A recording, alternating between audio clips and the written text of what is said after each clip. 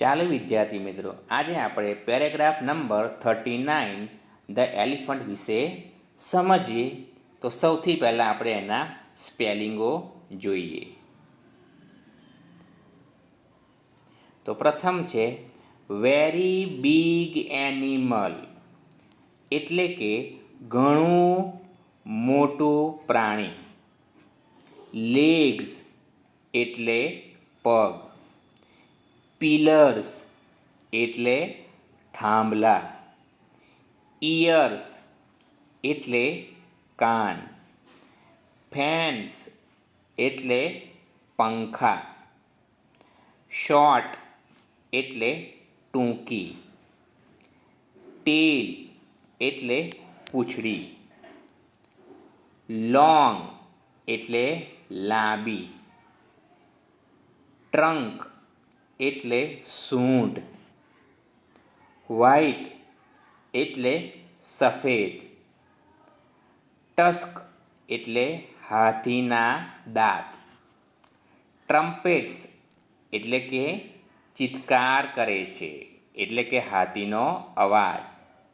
Heavy loads એટલે ભારે સામાન. સર્કસ એટલે સર્કસ.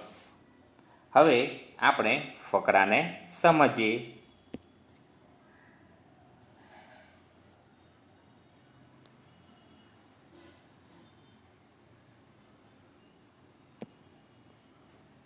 નંબર 39 ધ એલિફન્ટ એટલે કે હાથી. The elephant is a very big and strong animal. હાથી ઘણું મોટું અને મજબૂત પ્રાણી છે. It has 4 legs like pillars. તેને થાંભલા જેવા 4 પગ હોય છે. Its ears are like a fans. તેના કાન પંખા જેવા છે.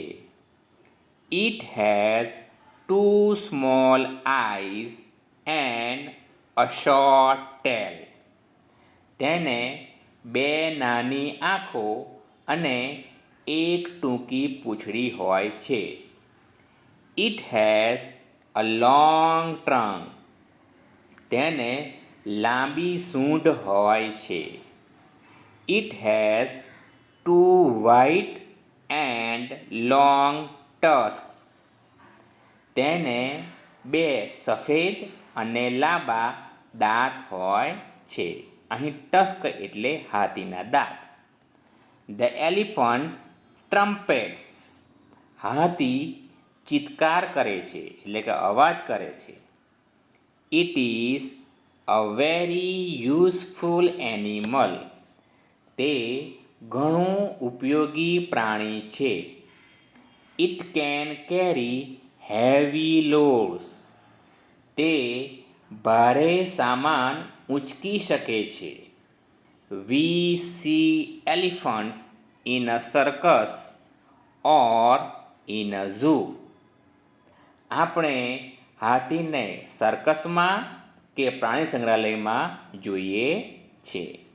તો આ રીતે તમે ફકરાનું વાંચન સારી રીતે કરી શકો.